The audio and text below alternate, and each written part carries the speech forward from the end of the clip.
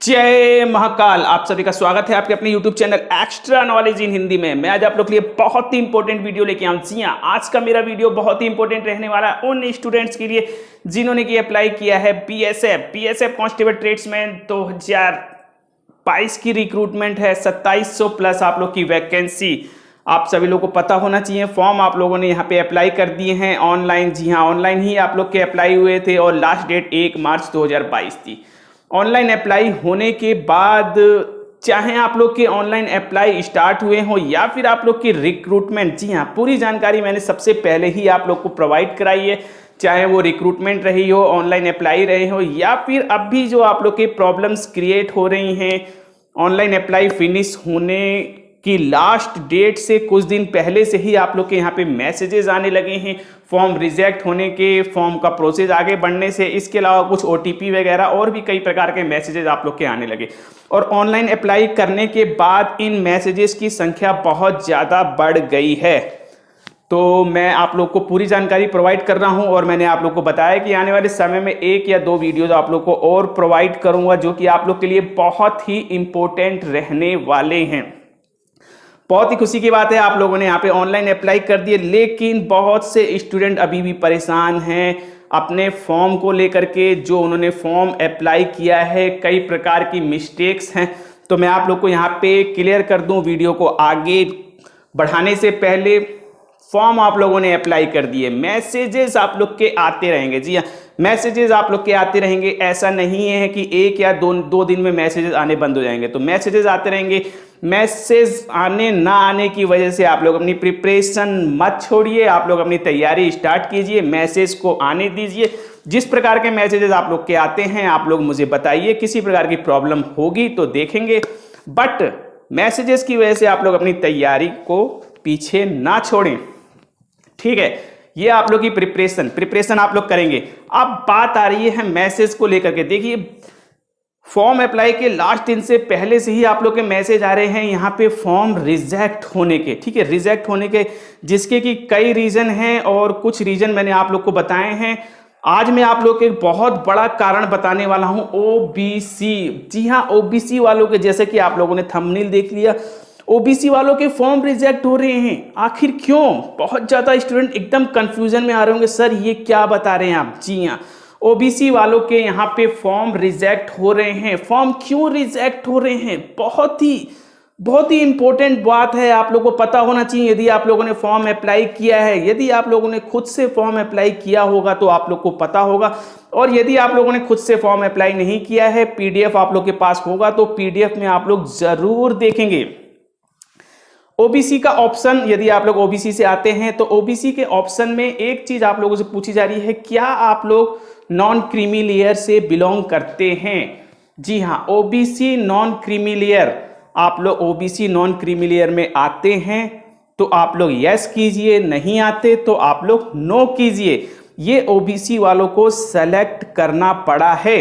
तो यहां मैं आप लोग को क्लियर कर दूं, बहुत ही इंपॉर्टेंट बात है, ध्यान से सुनिए। आप लोग अपना पीडीएफ देखिए यदि आप लोग ओबीसी से आते हैं, क्योंकि बहुत से स्टूडेंट ने खुद अपने फॉर्म को नहीं भरा है साइबर कैफे में। ठीक है, कैफे वालों को दे दिया है अपना डाटा वगैरह कि आप भर दीजिए। ठीक है, नाइट में उन्होंने फॉर्म अप्लाई किया है और सुबह उन्हें पीडीएफ पकड़ा दिया है, लेकिन बच्चों को ये नहीं पता कि उन्होंने क्या भरा है, नहीं भरा है। तो यदि आप लोग ओबीसी से हैं और इस तरीके से आप लोगों ने फॉर्म अप्लाई किया है तो अपने पीडीएफ में आप लोग जरूर देखिएगा। ओबीसी के बगल में जो आप लोग का ऑप्शन है non creamy layer, do you belong to non creamy layer, वहां पे आप लोगों ने यस किया है या नो किया है।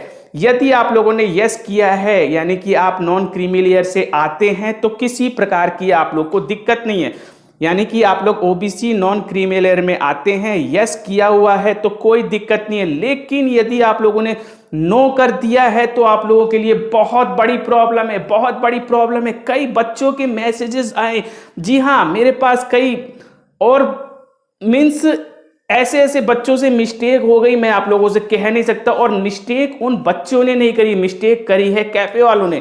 बच्चों ने अपना डाटा दे दिया और कैफे वालों ने ही कई कैफे वालों ने जो है गलती करी है, जिसकी वजह से उनके रिजेक्ट होने का मैसेज आया है। तो मैं आप लोग को बता दूं, ओबीसी आप लोग को पता होना चाहिए। देखिए, बहुत ज्यादा डिटेल में मैं आप लोग को नहीं बताऊंगा, लेकिन आने वाले समय में जरूर आप लोग के लिए एक डिटेल वीडियो बनाऊंगा ओबीसी वालों के लिए।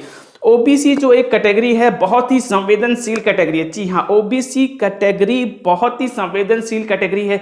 इसमें आप लोग को दो भागों में बांटा जाता है, क्रीमी लेयर और नॉन क्रीमी लेयर। ठीक है, यदि आप लोग क्रीमी लेयर में आएंगे तो आप लोग को किसी भी प्रकार का ओबीसी का बेनिफिट नहीं मिलता, ना ही आप लोग को कोई भी किसी प्रकार का बेनिफिट, एज हो या फिर आप लोग की जो रिक्रूटमेंट से रिलेटेड मीन्स कट ऑफ वगैरह में, ठीक है, किसी प्रकार की आप लोग को बेनिफिट नहीं मिलती यदि आप लोग ओबीसी क्रीमी लेयर में हैं। ओबीसी का फायदा तभी मिलता है जब आप लोग ओबीसी नॉन क्रीमी लेयर में आते हैं, तभी आप लोग को एज का फायदा मिलेगा, तभी आप लोग को एजुकेशन का, कट ऑफ का, वैकेंसी का, हर चीज का फायदा आप लोग को मिलेगा। यदि आप लोग ओबीसी नॉन क्रीमी लेयर में हैं और यदि आप लोगों ने OBC non creamy layer yes किया है, कोई दिक्कत नहीं है।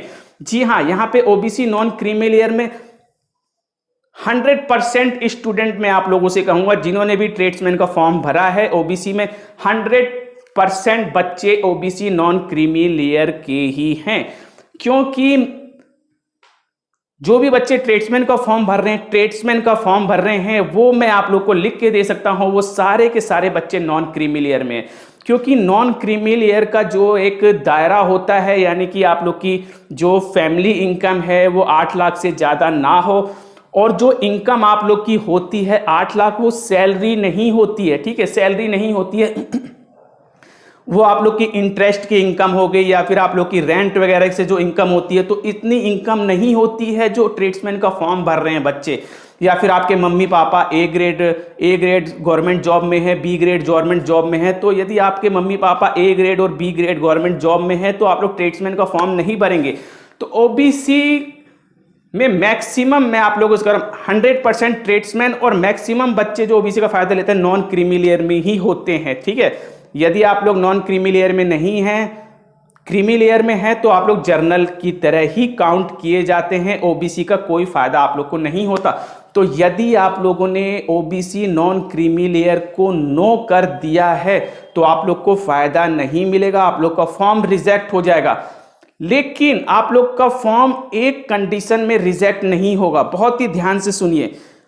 यदि आप लोग की एज 18 से 23 साल है तो आप लोग का फॉर्म रिजेक्ट नहीं होगा, क्योंकि आप लोग को एज का बेनिफिट नहीं मिलेगा। लेकिन आपकी एज जो है जर्नल की, यानी कि 18 से 23 साल है, तो आप लोग इसके लिए एलिजिबल हैं, आप लोग फॉर्म भर सकते हैं, कोई दिक्कत नहीं। आप लोग क्रीमी लेयर में ओबीसी में हैं, क्रीमी लेयर में आ गए हैं, कोई दिक्कत नहीं है, आपको एज का बेनिफिट नहीं मिल रहा, लेकिन क्योंकि आपकी एज 18 से 23 साल है इसलिए आप लोग का फॉर्म रिजेक्ट नहीं होगा। लेकिन यदि आप लोग की एज 18 से 23 साल से ऊपर है, यानी कि 23 साल 1 मंथ, 2 मंथ, 24 साल, 25 साल, 26 साल, और आप लोगों ने नॉन क्रीमी लेयर वाले ऑप्शन को नो कर दिया है, तो आपके फॉर्म 101% रिजेक्ट होंगे।